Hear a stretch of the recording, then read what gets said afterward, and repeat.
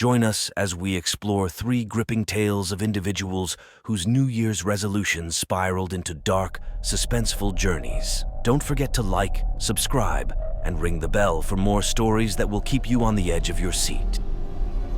In the vast, arid plains of West Texas, under a blanket of stars, Clint Hargrove, a rugged rancher with weathered skin and determined eyes, stood solemnly. The year was coming to an end, and with it, his hopes for the failing ranch he'd inherited from his father. With a heavy heart, Clint whispered his New Year's resolution into the chilly night. "I wish for prosperity for my ranch, no matter the cost." January's cold winds brought with them a stranger, a mysterious investor with a sharp suit and a sharper smile. He came with an offer that seemed like a prayer answered: wealth and success for Clint's ranch, in exchange for a small piece of his vast, barren land. Clint, driven by desperation and the haunting fear of losing his family legacy, shook hands with the investor, sealing the deal without knowing the true cost he would pay. As weeks turned into months, the ranch transformed miraculously. The once dry and lifeless fields bloomed, the cattle herds thrived, and the ranch's debts melted away like snow in the spring sun. Clint, initially elated, soon noticed unnerving changes. Cattle were found mutilated in the fields. Bizarre, unidentifiable symbols were etched into the barn doors, and at night, a disquieting whispering seemed to ride the winds, murmuring words Clint couldn't understand. One stormy night, Clint ventured out to investigate a commotion in the barn.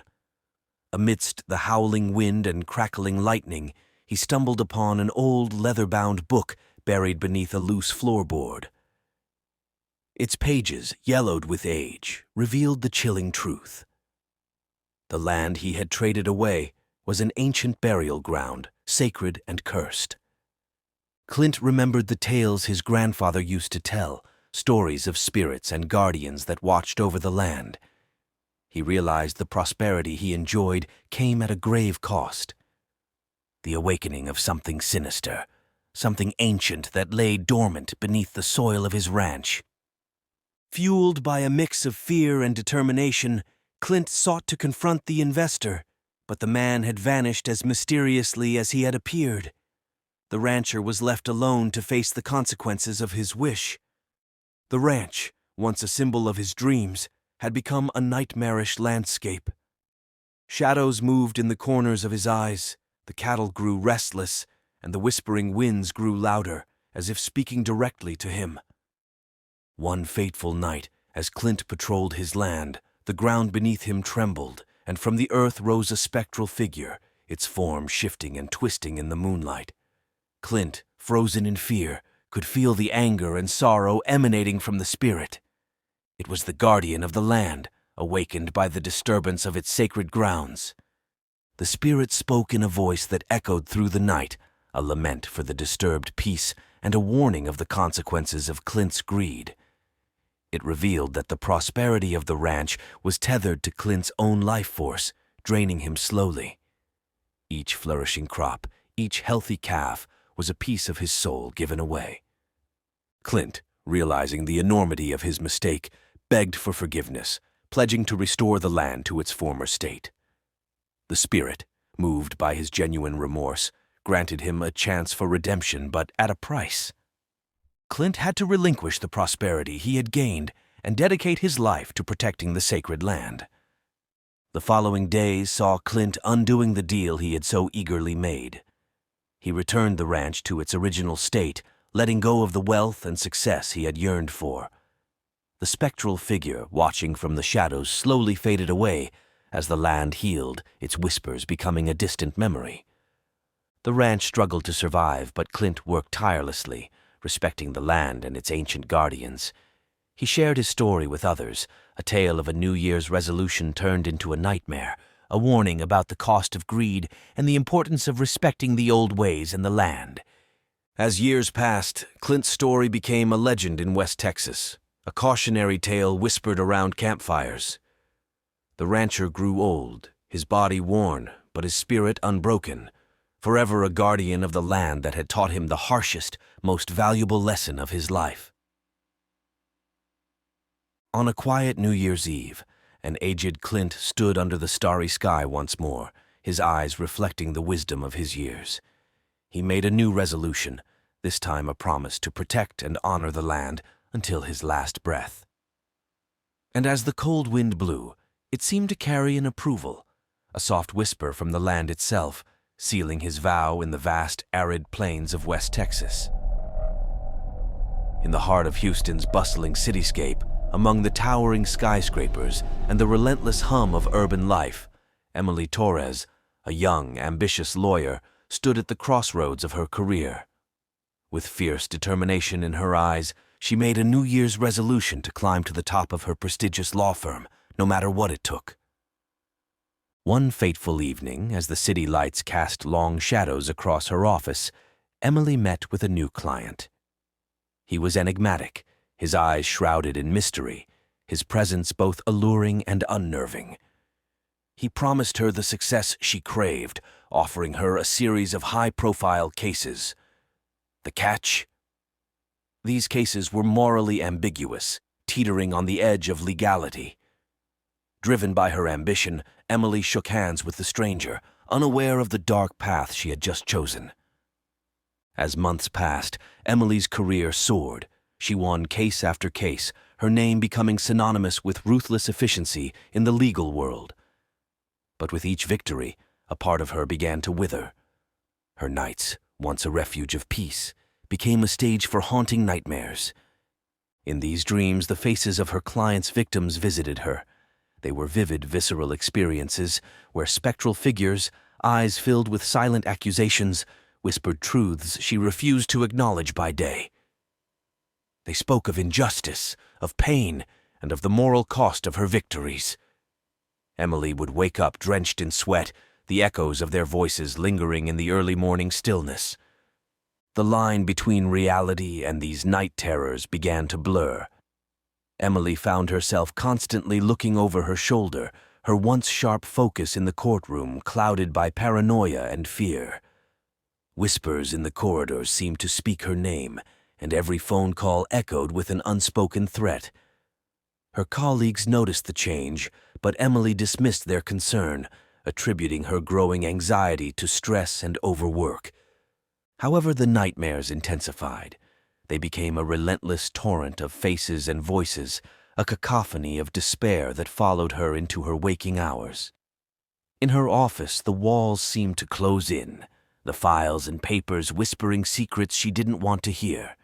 Her home, once a sanctuary, now felt like a prison, with shadows lurking in every corner.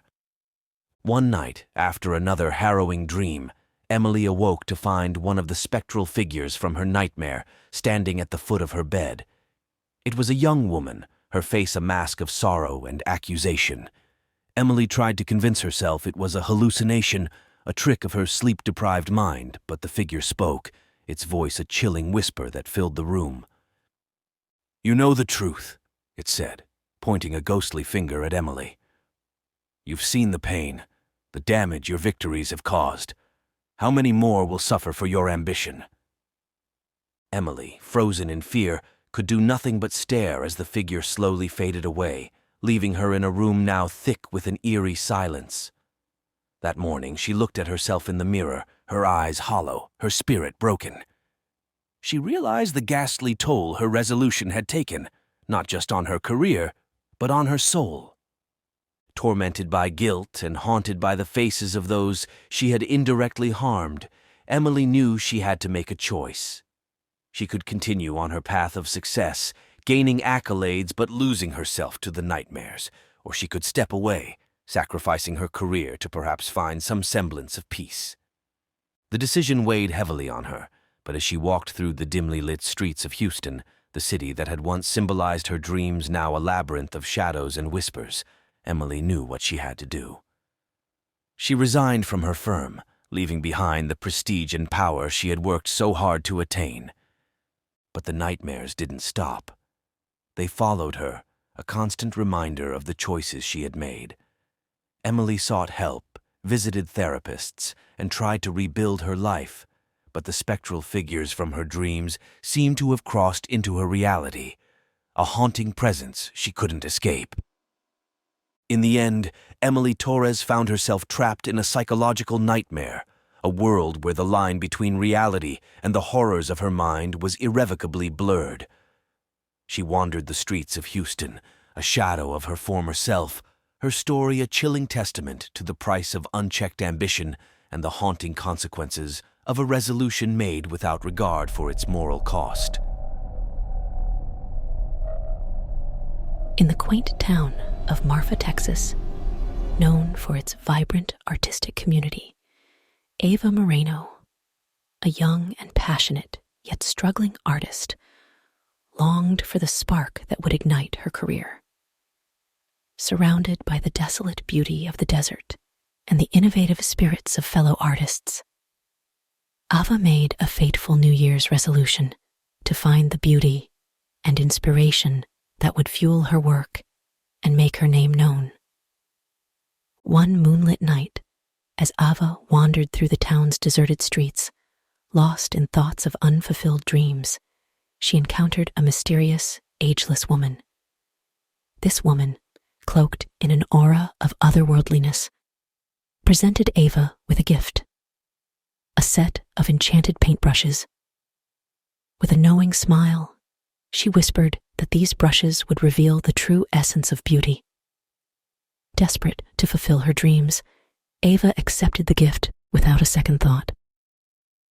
As soon as Ava began using the brushes, her art transformed. Her canvases bloomed with colors more vivid and designs more intricate than she had ever produced. Her paintings, imbued with an almost hypnotic allure, began drawing admirers from far and wide. Galleries sought her work, and her fame spread like wildfire. But with each stroke of her enchanted brushes, a sinister price was exacted. Ava's reflection in the mirror began to change. Wrinkles crept across her once smooth skin, and her vibrant energy waned. The brushes, imbued with dark magic, were consuming her youth and vitality, feeding on her life force. As her fame grew, so did the speed of her physical decay. Ava watched in horror as her youthful visage withered, her body becoming frail and aged.